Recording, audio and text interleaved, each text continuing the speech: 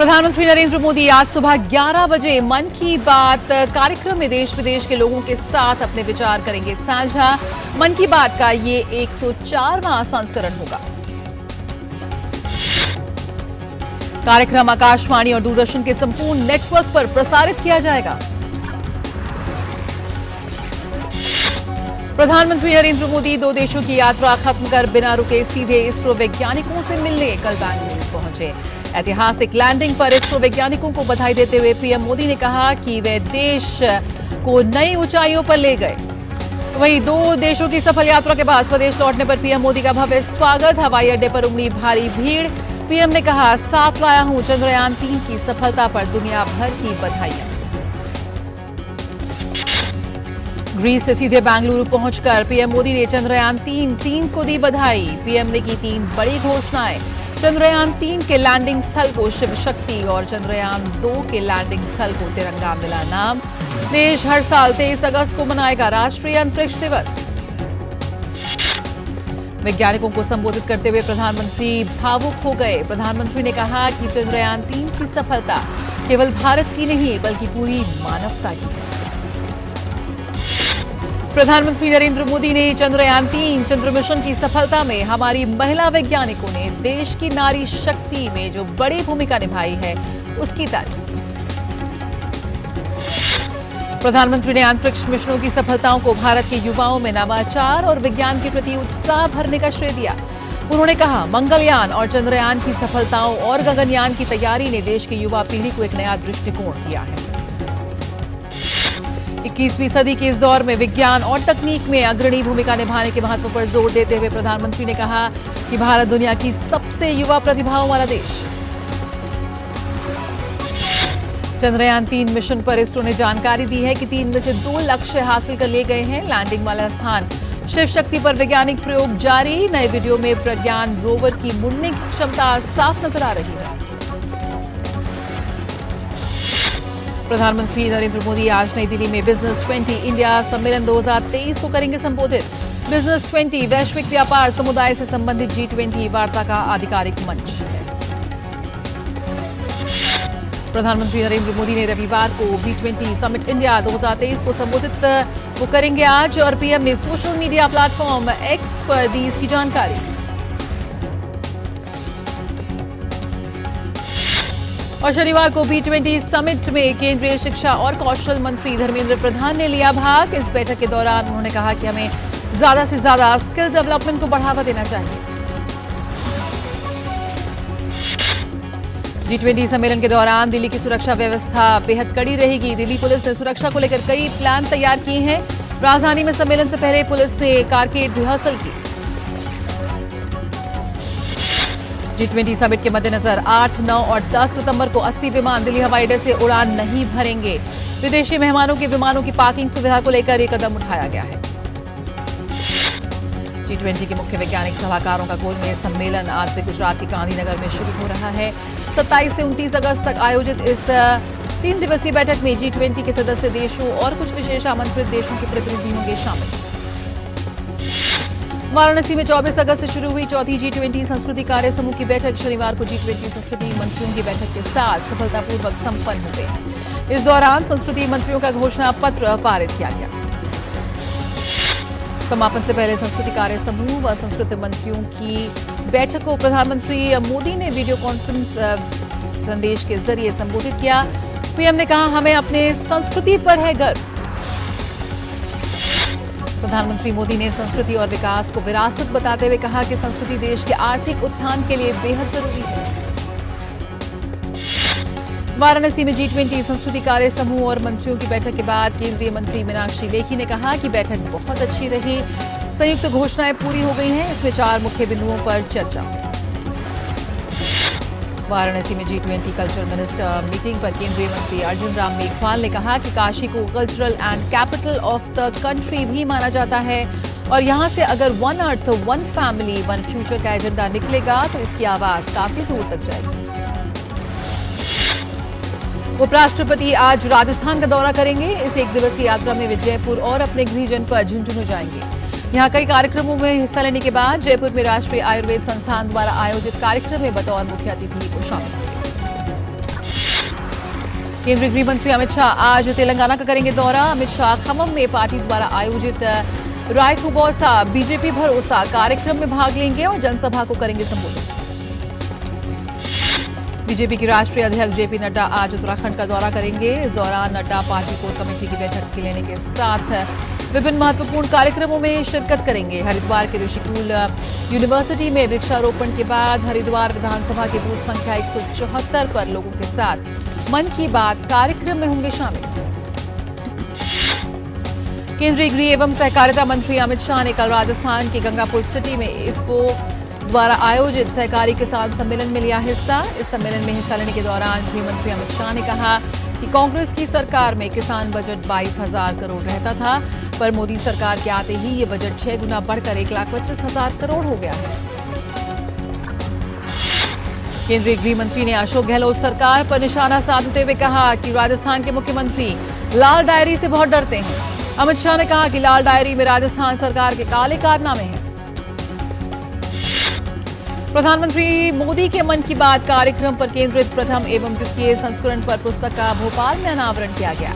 सूचना प्रसारण मंत्री अनुराग सिंह ठाकुर, मुख्यमंत्री शिवराज सिंह चौहान और भाजपा के प्रदेशाध्यक्ष वीडी शर्मा ने इन पुस्तकों का लोकार्पण किया। केंद्रीय मंत्री अनुराग सिंह ठाकुर ने अपने संबोधन में कहा, इन किताबों में प्रधानमंत्री नरेंद्र मोदी जी के कौन से भाषणों को शामिल किया जाए, ये बेहद बड़ी चुनौती थी, क्योंकि उनका हर एक भाषण एक संदेश देता है। केंद्रीय कृषि मंत्री नरेंद्र सिंह तोमर ने प्याज कीमतों को लेकर कहा कि किसान को किसी तरह की चिंता करने की जरूरत नहीं। उन्होंने कहा कि भविष्य की परिस्थितियों को ध्यान में रखते हुए केंद्र सरकार ने फैसला लिया है।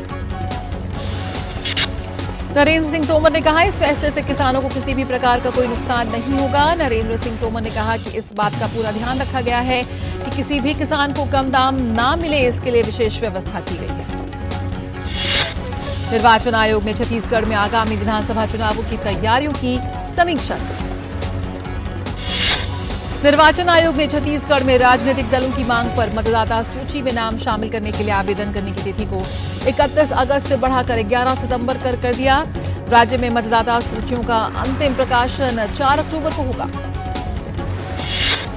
दिल्ली महिला आयोग की अध्यक्ष स्वाति मालीवाल ने दिल्ली की जगतपुरी इलाके के एक होटल में 2 अलग-अलग मामलों में 2 नाबालिगों के साथ दुष्कर्म मामले में दिल्ली पुलिस को जारी किया नोटिस। भारत और यूरोपीय संघ के बीच तीसरी उच्च स्तरीय वार्ता नई दिल्ली में आयोजित हुई। बैठक के दौरान वाणिज्य एवं उद्योग मंत्री पीयूष गोयल और यूरोपीय आयोग के कार्यकारी उपाध्यक्ष वाल्डिस डोम्ब्रोवस्की को भारत और यूरोपीय संघ के बीच चल रही 3 वार्ताओं का उन्होंने जायजा लिया। जम्मू कश्मीर में पुंछ जिले के सूरनकोट के जंगलों में संदिग्ध गतिविधि के बाद सुरक्षा बलों ने घेराबंदी और तलाशी अभियान चलाया। खुफिया जानकारी के आधार पर सूरनकोट के गंगा टॉप इलाके में घेराबंदी और तलाशी अभियान चलाया गया। उत्तर प्रदेश के मुख्यमंत्री योगी आदित्यनाथ ने कहा कि साइबर अपराधों पर नकेल कसने के लिए अब राज्य के सभी 75 जिलों में साइबर क्राइम पुलिस थानों की स्थापना की जाएगी। बिहार के समस्तीपुर कोर्ट परिसर में बदमाशों ने अंधाधुंध फायरिंग कर दी। फायरिंग के दौरान पेशी के लिए लाए गए 2 कैदी घायल हो गए। फायरिंग करने के बाद तीनों बदमाश फरार हो गए। बिहार भाजपा अध्यक्ष सम्राट चौधरी ने पटना में कहा कि मुख्यमंत्री नीतीश कुमार राज्य को संभाल नहीं पा रहे हैं, वे बिहार के लिए दुर्भाग्य हो गए हैं। केरल पुलिस ने तिरुवनंतपुरम के विक्रम साराभाई अंतरिक्ष केंद्र में आयोजित एक प्रतियोगिता परीक्षा में धोखाधड़ी, प्रतिरूपण और जालसाजी के मामले में हरियाणा के जींद जिले से 3 लोगों को किया गिरफ्तार।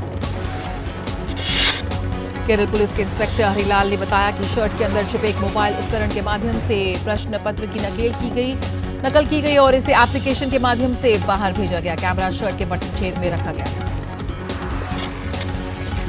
हरियाणा के नूंह में 28 अगस्त को फिर से निकाली जाने वाली ब्रज मंडल शोभा यात्रा को लेकर जिले में धारा 144 लागू कर दी गई। राष्ट्रीय बाल अधिकार संरक्षण आयोग NCPCR ने उत्तर प्रदेश के मुजफ्फरनगर में उस स्कूल शिक्षक के खिलाफ कार्रवाई का आदेश दिया जिसने छात्रों से अपने सहपाठी को थप्पड़ मारने के लिए आदेश दिया था। कृषि मंत्रालय के नेतृत्व में होटल प्रबंधन संस्थान पूसा में कुकिंग विद मिलेट्स नाम से कार्यक्रम आयोजित किया गया, जिसमें संस्थान के शेफ ने जवानों को मोटे अनाज से स्वादिष्ट व्यंजन तैयार करने के गुर सिखाए। मिलेट्स भारतीय आहार का अभिन्न हिस्सा रहा है, जिसमें ज्वार, बाजरा, रागी, सांवा, कंगनी, चिया, कोदो, कुटकी और कुट्टू जैसे 15 अनाज शामिल हैं। मौसम विभाग ने अगले 2 दिन तक पूर्वोत्तर और पश्चिम बंगाल के तराई वाले क्षेत्रों में अत्यधिक वर्षा की आशंका व्यक्त की है। दक्षिणी कोंकण और गोवा में भी कल तेज वर्षा होने का अनुमान है। मौसम विभाग के मुताबिक दिल्ली के तापमान में बढ़त दर्ज की जाएगी। दिल्ली में बारिश का दौर लगभग समाप्ति की ओर। मौसम विभाग ने असम और मेघालय में भारी बारिश का पूर्वानुमान जताते हुए दोनों राज्यों के लिए ऑरेंज अलर्ट जारी किया। मौसम विभाग के अलर्ट के बाद असम और मेघालय में बाढ़ से हालात और बिगड़ने की आशंका। मेघालय के सोनापुर में एक बार फिर हुए भूस्खलन के कारण NH6 अवरुद्ध हो गया है। इसके कारण फिर से मिजोरम, मणिपुर, त्रिपुरा का देश के शेष भागों से सड़क संपर्क टूटा। भूस्खलन के कारण NH6 सिलचर बदरपुर रूट पर मिजोरम, मणिपुर, त्रिपुरा आदि स्थानों के लिए जाने वाली गाड़ियों की कई किलोमीटर तक लंबी कतारें लग चुकी हैं। मेघालय में लगातार हो रही मूसलाधार बारिश के कारण सड़कों से मलबा हटाने में काफी दिक्कतें हो रही हैं। और एक्सप्रेस 100 में रुकेंगे एक छोटे से ब्रेक के लिए, जल्द हासिल होते हैं।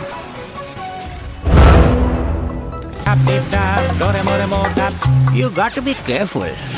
बारिश है, सड़कें बदलेंगी। Switch to CI. बेटा change soon. It's monsoon.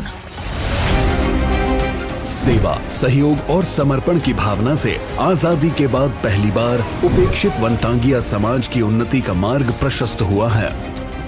वर्ष 2017 में वनवासियों को सड़क, शिक्षा, चिकित्सा, राशन कार्ड, शौचालय, पक्के आवास, बिजली, सोलर लाइट, पेयजल जैसी मूलभूत सुविधाएं मिली हैं। वन ग्रामों को राजस्व ग्राम का दर्जा और वनवासियों को जमीनों का मालिकाना हक मिलने से इनकी जीवन शैली में बड़ा बदलाव आया है। दशकों से दबी हुई आशाओं और भावनाओं को पंख लगे हैं। वनवासियों के प्रति माननीय मुख्यमंत्री जी का समर्पण भाव इसी से पता चलता है कि वह दीपावली का पर्व वन ग्राम में ही मनाते हैं, जिससे वनवासियों का उल्लास और उमंग देखते ही बनती है। करके दिखाए जो, डबल इंजन की सरकार है वो। वित्त मंत्री निर्मला सीतारमण ने शनिवार को यूरोपीय आयोग के कार्यकारी उपाध्यक्ष वाल्डिस डोम्ब्रोवस्की से की मुलाकात। वित्त मंत्रालय ने बताया है कि निर्मला सीतारमण ने ब्रिटेन की व्यापार मंत्री केमी बडेनोच से भी मुलाकात की और निवेश तथा व्यापार के आपसी मुद्दों पर चर्चा की। वाणिज्य एवं उद्योग मंत्री पीयूष गोयल और अमेरिकी व्यापार प्रतिनिधि कैथरीन ताई ने शनिवार को दोनों देशों के बीच व्यापार और निवेश को बढ़ावा देने के तरीकों पर की चर्चा। पीयूष गोयल ने सोशल मीडिया प्लेटफॉर्म एक्स पर तस्वीर साझा करते हुए लिखा कि आपसी हित के प्रमुख द्विपक्षीय मुद्दों पर बात की और भारत अमेरिका साझेदारी को और गति देने के तरीकों पर चर्चा की। वाणिज्य एवं उद्योग मंत्री पीयूष गोयल ने यूरोपीय आयोग के कार्यकारी उपाध्यक्ष के साथ व्यापार और निवेश पर भारत यूरोप उच्च स्तरीय वार्ता की तीसरी बैठक की सह अध्यक्षता की। पीयूष गोयल ने एक्स पर तस्वीर साझा करते हुए लिखा, इस दौरान भारत यूरोप FTA वार्ता में हमारी व्यापार और आर्थिक साझेदारी को और मजबूत करने के तरीकों पर हुई चर्चा। वित्त मंत्रालय के मुताबिक पिछले 9 वर्षों में प्रधानमंत्री जनधन योजना के तहत 50 करोड़ से अधिक खाते खोले गए और इन खातों में जमा राशि बढ़कर 2 लाख करोड़ रुपए से अधिक हो गई है। वित्त वर्ष 2013-14 से 2017 और 18 के बीच लगभग 14 लाख से ज्यादा सूक्ष्म सिंचाई योजनाएं बढ़ी हैं। लघु सिंचाई योजनाओं की छठी गणना के आंकड़ों के अनुसार राष्ट्रीय स्तर पर भूजल और सतही जल दोनों योजनाओं की संख्याओं में वृद्धि हुई है। रिपोर्ट के अनुसार देश में 2 करोड़ 31 लाख 40 हजार लघु सिंचाई योजनाएं हैं। इनमें से 2 करोड़ 19 लाख 30 हजार भूजल और 12 लाख 10 हजार सतही जल योजनाएं हैं। आयकर विभाग ने अपनी वेबसाइट को उपयोगकर्ताओं के लिए सहज इंटरफेस और नए मॉड्यूल के साथ नए स्वरूप में लॉन्च किया। एक रिपोर्ट में कहा गया है कि 88% कर्मचारी पेशेवर विकास के लिए रीस्किलिंग और अपस्किलिंग को महत्वपूर्ण मानते हैं। यूरोपीय संघ ने भारत में रूसी कच्चे तेल से बने परिष्कृत पेट्रोलियम उत्पादों की यूरोपीय बाजार में बढ़ती मांग पर चिंता जताई। दिल्ली में शनिवार को थोक बाजार में सरसों तेल, तिलहन और सोयाबीन तेल कीमतों में सुधार का रुख रहा। जबकि मूंगफली, सोयाबीन, तिलहन, कच्चा पाम तेल तथा बिनौला तेल कीमतों में कोई बदलाव नहीं है। केंद्र ने शुक्रवार देर रात तत्काल प्रभाव से उबले चावल पर 20% निर्यात शुल्क लगा दिया है। यह निर्णय चावल की बढ़ती कीमतों पर अंकुश लगाने के लिए लिया गया है। अमेरिका के फ्लोरिडा प्रांत के जैक्सनविले शहर में एक गोलीबारी की घटना में 4 लोगों की मौत हो गई है। जैक्सनविले की मेयर डोना डीगन ने गोलीबारी की घटना को दुर्भाग्यपूर्ण बताया है और एमरसन मनांगांगवा दूसरी बार जिम्बाब्वे के राष्ट्रपति बने। उन्हें चुनाव में 52% से अधिक मत हासिल हुए, जबकि उनके मुख्य प्रतिद्वंदी नेल्सन चमीसा को 44% वोट मिले। साल 2017 के सैन्य तख्तापलट के बाद मनंगावा ने रॉबर्ट मोगाम्बे से पदभार संभाला था। इसके बाद उन पर चुनाव कराने की जिम्मेदारी। रोमानिया की राजधानी बुखारेस्ट के पास एक पेट्रोलियम गैस स्टेशन पर हुए 2 विस्फोटों में एक व्यक्ति की मौत हो गई है, जबकि 40 घायल हुए। घटना बुखारेस्ट से 30 किलोमीटर दूर केवड़िया शहर में हुई। रोमानिया के प्रधानमंत्री मार्सेल सियोलाकू ने इस संबंध में आपातकालीन बैठक कर हालात का जायजा लिया। अमेरिका में जंगल की आग के बाद हवाई के अधिकारियों ने 338 लापता लोगों की सूची जारी की है। ये लोग लाहिना के रिजॉर्ट शहर में 2 सप्ताह से भी अधिक समय से लापता हैं। यूरोप की बढ़ती गर्मी ने जॉर्जिया और कोकोशिया में खास तौर पर जानवरों के लिए मुश्किलें बढ़ाई। देश में करीब 5 लाख आवारा कुत्ते और बिल्लियां मौजूद हैं। स्थानीय लोग भोजन और आश्रय देकर उनकी बचा रहे हैं जान। जनरल नेचर में प्रकाशित एक शोध के मुताबिक एआई मस्तिष्क संकेतों को डिकोड करने और उनका अनुवाद करने में सक्षम। स्ट्रोक से बचे लोगों को फिर से संवाद करने में भी हो सकता है मददगार। नाइजर की राजधानी नियामी में सैकड़ों प्रदर्शनकारियों ने फ्रांसीसी सैनिकों को हटाने की मांग की। फ्रांस, अमेरिका और अन्य विदेशी सैनिक वहां इस्लामी आतंकवादी समूहों से लड़ने के लिए तैनात हैं। वेनेजुएला में आर्थिक संकट और आसमान छूती महंगाई ने वेनेजुएला वासियों के लिए बुनियादी सुविधाएं जुटाना भी किया मुश्किल। पुस्तक विक्रेता और प्रकाशक पुरानी किताबें बेचने को हुए मजबूर। ब्राजील के पूर्व राष्ट्रपति जायर बोल्सोनारो ने लैटिन अमेरिका के एक रेडियो शो के दौरान समर्थकों से मुलाकात की। समर्थकों ने उन्हें बेलाटोस के मानद नागरिक की उपाधि से सम्मानित किया। बोल्सोनारो को कुछ महीनों से बढ़ते कानूनी दबाव का सामना कर रहे हैं वो। यूरोपीय संघ ने डिजिटल सेवा अधिनियम को लागू किया। इसके बाद 1 दर्जन से अधिक दिग्गज तकनीकी कंपनियों को कानूनी जांच का सामना करना पड़ रहा है। पूर्व राष्ट्रपति डोनाल्ड ट्रंप का जॉर्जिया से लिया गया मगशॉट लोगों को अच्छा व्यवसाय दे रहा है। लॉस एंजलिस के एक स्टोर वाईक्यू ने इस तस्वीर को टी-शर्ट, मग और कैप पर किया प्रकाशित। जापान द्वारा फुकुशिमा का पानी छोड़े जाने पर सियोल में प्रदर्शनकारी नाराज। दक्षिण कोरिया में एकत्र होकर मांग की कि सरकार रेडियोधर्मी पानी छोड़े जाने से होने वाली संभावित आपदा से बचने के लिए उठाए कदम। लंदन के नवनट सेंटर में इंडिया डे कार्यक्रम आयोजित किया गया। भारत के 77वें स्वतंत्रता दिवस और चंद्रयान 3 की सफल लैंडिंग का जश्न मनाने के लिए आयोजित कार्यक्रम में प्रवासी भारतीयों ने लिया भाग। यूनाइटेड किंगडम ने भारत के उच्चायुक्त विक्रम दोरईस्वामी ने लंदन में भारतीय प्रवासियों द्वारा मनाए गए भारत दिवस पर कहा कि पिछले 76 वर्षों के इतिहास में विशेषकर पिछले दशक में भारत ने बहुत कुछ हासिल किया है। भारतीय महिला ब्लाइंड क्रिकेट टीम ने इप्सा वर्ल्ड गेम्स में इतिहास रचा। ऑस्ट्रेलिया के खिलाफ जीत हासिल कर गोल्ड मेडल अपने नाम किया। टीम इंडिया पहली बार आईबीएस वर्ल्ड गेम्स में गोल्ड मेडल जीतने में हुई कामयाब। इससे पहले भारत की महिला ब्लाइंड टीम एक बार भी गोल्ड मेडल नहीं जीत पाई थी। प्रधानमंत्री वर्ल्ड गेम्स में ऐतिहासिक पहला स्वर्ण पदक जीतने के लिए उन्होंने भारतीय महिला ब्लाइंड क्रिकेट टीम को दी बधाई। केंद्रीय खेल मंत्री अनुराग सिंह ठाकुर ने भारतीय महिला ब्लाइंड क्रिकेट टीम को दी बधाई। बीसीसीआई सेक्रेटरी जय शाह ने भारतीय ब्लाइंड क्रिकेट टीम के इस ऐतिहासिक उपलब्धि पर खुशी जाहिर करते हुए पोस्ट किया। भारतीय बैडमिंटन स्टार एचएस प्रणॉय को विश्व बैडमिंटन चैंपियनशिप के सेमीफाइनल में हार के बाद कांस्य पदक से करना पड़ा संतोष। भारतीय पुरुष 4x400 मीटर रिले टीम ने शनिवार को बुडापेस्ट में चल रही विश्व चैंपियनशिप में 2 मिनट 59.05 सेकंड के अंदर फाइनल राउंड के लिए क्वालिफाई कर एशिया रिकॉर्ड तोड़ दिया। मोहम्मद अनस, याहिया, अमोज जैकब, मोहम्मद अजमल, वारिया थोड़ी और राजेश रमेश की भारतीय चौकड़ी ने बेहतरीन दौड़ लगाकर यूएसए की टीम के बाद हीट 1 में दूसरा स्थान हासिल किया। ये पहली बार है जब भारत इस स्पर्धा के फाइनल में पहुंचने में कामयाब हुआ है। स्पर्धा का फाइनल आज देर रात खेला जाएगा। भारत के स्टार भाला फेंक खिलाड़ी नीरज चोपड़ा विश्व एथलेटिक्स चैंपियनशिप में स्वर्ण जीतने के करीब। वे आज देर रात फाइनल मुकाबला खेलने उतरेंगे। नीरज के अलावा किशोर जैन और डीपी मनु ने भी भाला फेंक के फाइनल में बनाई जगह।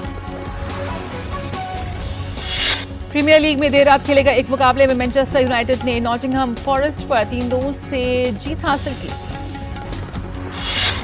किलियन एम्बापे के डबल गोल की मदद से पेरिस सेंट जर्मन ने लेंस को हराकर सीजन की अपनी पहली लीग जीत हासिल की।